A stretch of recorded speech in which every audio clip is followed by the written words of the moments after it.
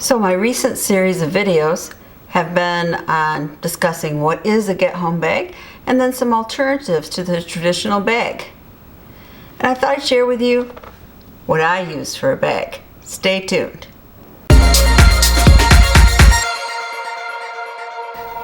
I think in most instances I cannot see myself ever using a traditional get-home bag.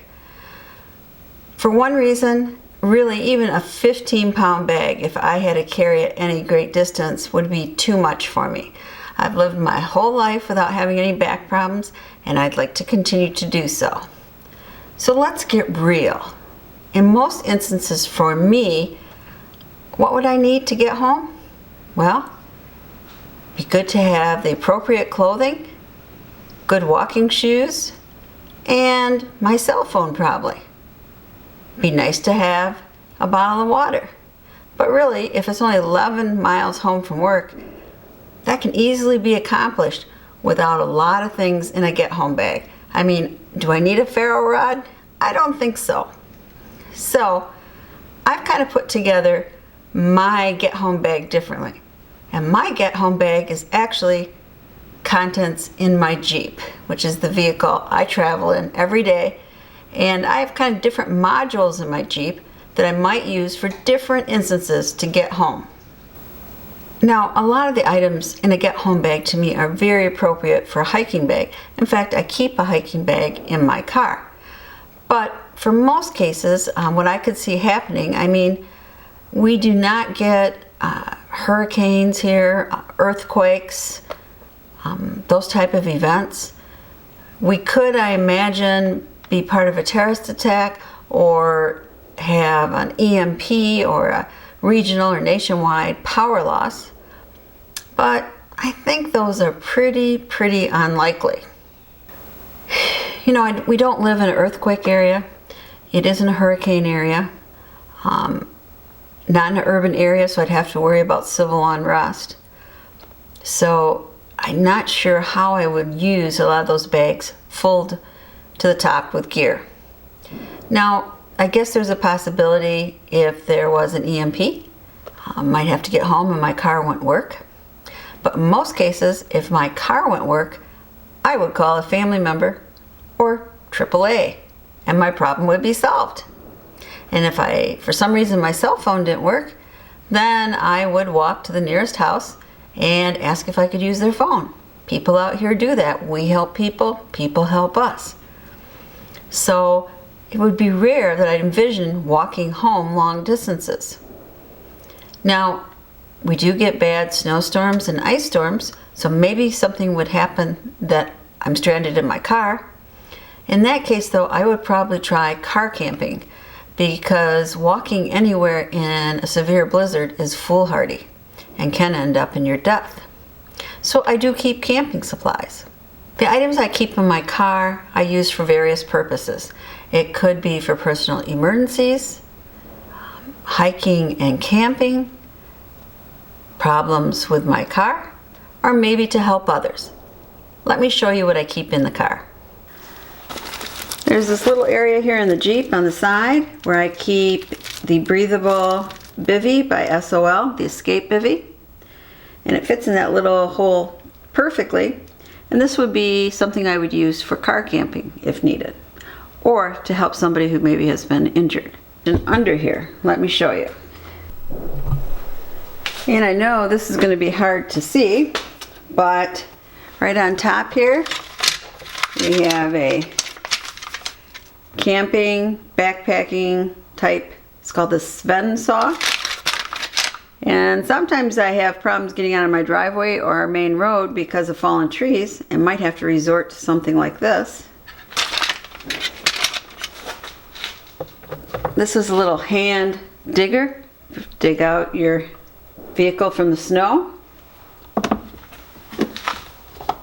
And I'm not going to get that out because it's tight. But this is the battery cables. Over here,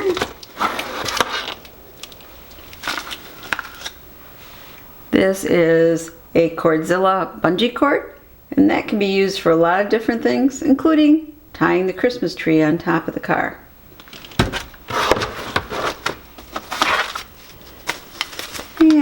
And this is an adult poncho in a nice little package if I needed one, if it was rainy. I have multiple of these.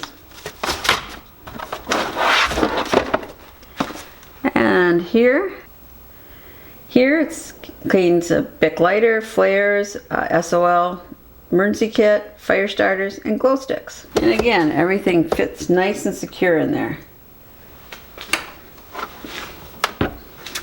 And this is the annihilator tool.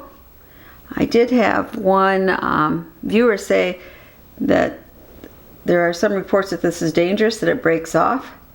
Maybe right here. So I have not used it, but I might have to replace it.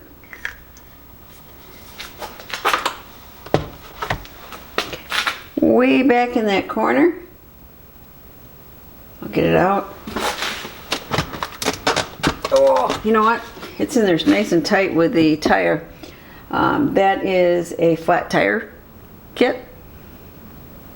And over here, all-weather blanket. And we got headlamp.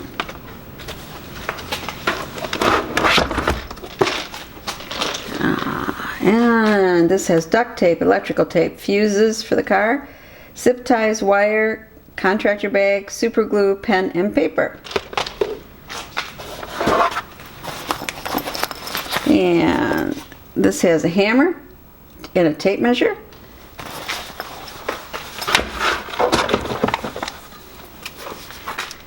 There's some of my favorite tarred bank line and a flashlight and some spare batteries for the flashlight.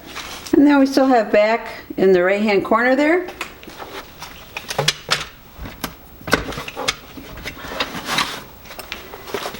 and I have gloves, safety glasses, and a hat.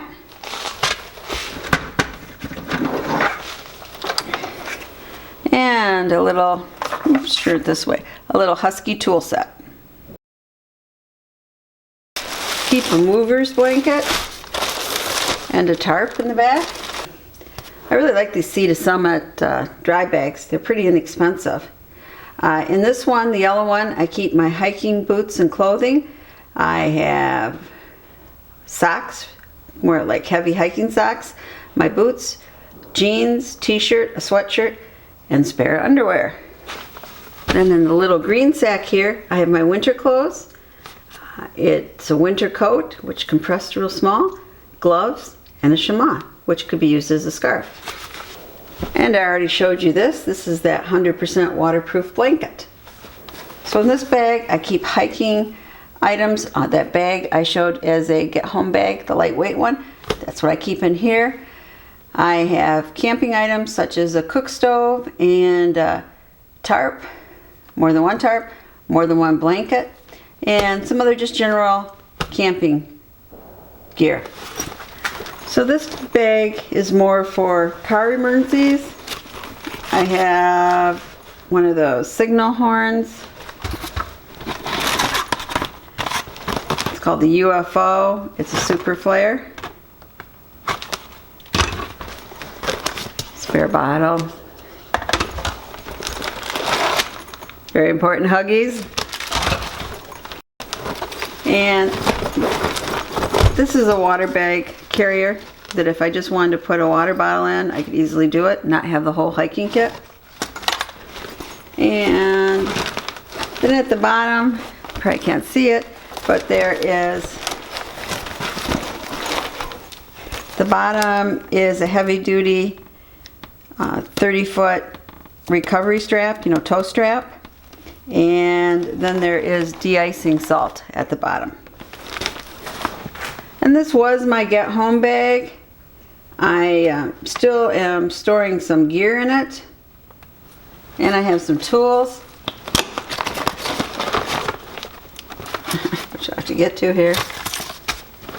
Like a lot of the items that was in the get home vest, they're kept here. But here we have a saw and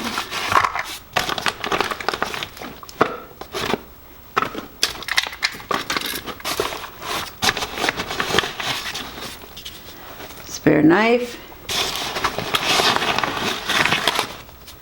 And a spare little axe too. So when I store the bag, I keep the blanket over it, just so it doesn't tempt thieves. And I have my little cooler, which plenty of water down below.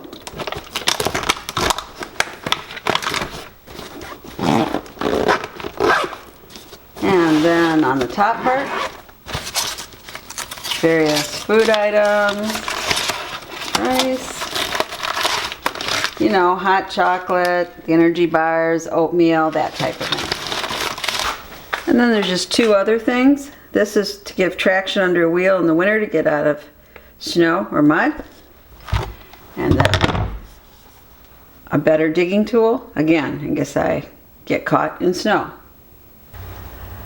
So then I use this strap to keep everything secure so it doesn't roll around.